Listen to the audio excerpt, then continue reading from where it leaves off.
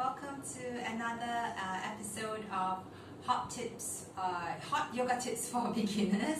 Yes, and so today's focus will be on our digestion. Actually, this week's focus is on our digestion. So I would be introducing to you this pose, which is called the gas release pose. Yes. So when you go to class, sometimes you might come across this pose, but the teacher may not actually explain to you what's the purpose of the pose. So this is what today's video is for. So in Sanskrit, it's called Pawanmuktasana, and its purpose is actually to stimulate our digestive organs in this area. So there are two ways of doing it. So Pawanmuktasana you can do with 2 legs, or you can do just 1 leg at a time. Then that's called Pawanmuktasana. Okay, so I will show you how to do it with 2 legs and then with 1 leg at a time. And this is a very easy pose which anyone can do. So whether you're a beginner or intermediate advanced, or even the elderly in your family, or even kids can do it. Okay, so to get into Pawanmuktasana, we're just going to lie down on our mat. Make sure that your lower back is, every time you lay down on the mat, make sure that your lower back is as close to your mat as possible. Then we're going to have both our legs spread straight. So first things first is to have your legs in train track rails. So to not have them too wide apart, which means don't open it wide like this, and your toes and your heels shouldn't be touching. So it should be a little bit of a gap in between both your legs, right? So your hips, your knees, your ankles are all in one straight line. Next thing to do is to keep your heels on the mat. So don't allow your feet to fall out like this. Okay, keep your heels on the mat, and your toes are facing up towards the ceiling. There's no need to flex your foot like this.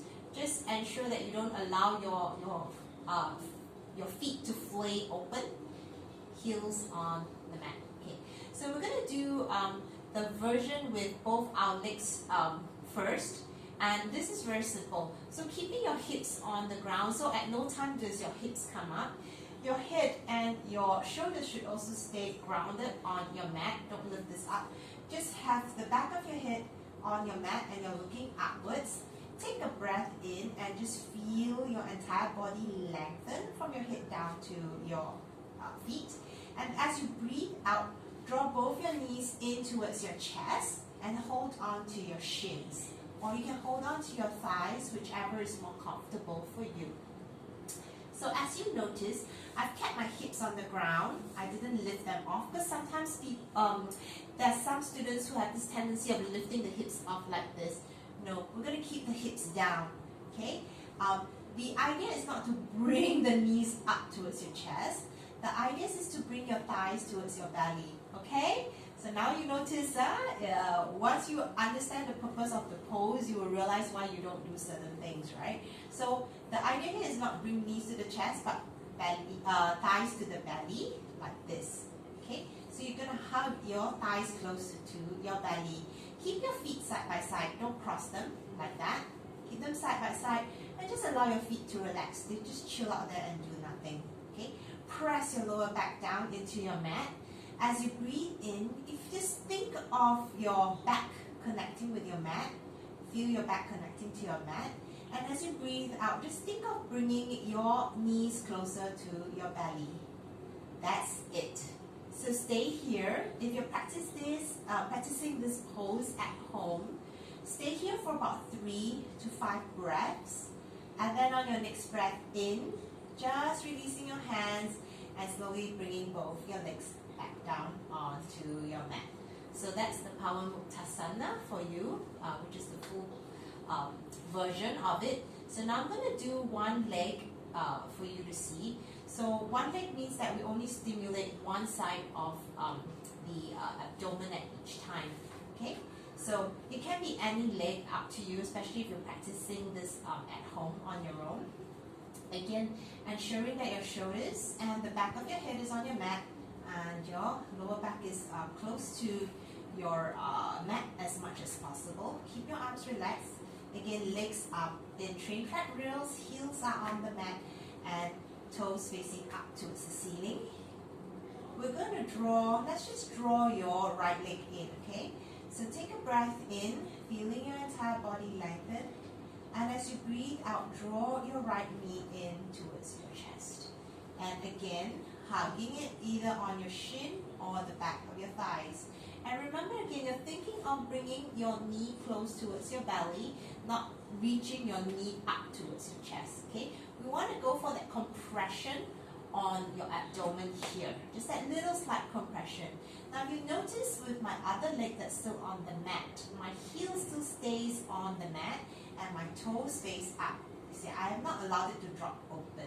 Okay. When you do this, you can actually also feel a really nice stretch down your hip flexor here, just a very gentle one. And also in your hamstring.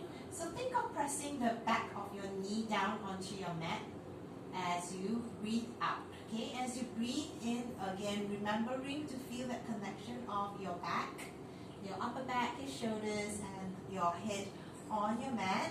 And breathing out, think of thigh to belly and the back of your knee of this leg on the mat, pressing into your mat. Again, 3 to 5 breaths here in your own time. So that is a rhythm to your breathing. And on your next breath in, releasing your hands and slowly bring your leg back onto the ground. So because I did that on my right leg, I'm going to balance it off on the left leg so you can see this Pawanmuktasana another time.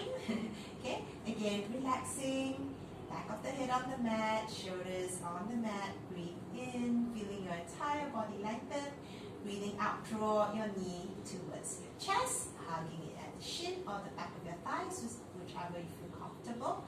Keep your other legs heel on the mat and toes facing up towards the ceiling and press the back of your knee down into your mat. And breathing in, always ensuring that your shoulders, your upper back is still on the mat, like how I'm doing here. So we're just chilling out our upper body. Breathing in, feeling your entire back in contact with your mat. And breathing out, feeling your thigh coming closer towards your belly and the back of your knee of your upstretched leg falling close to your mat. Again, 3 to 5 breaths here in your own time.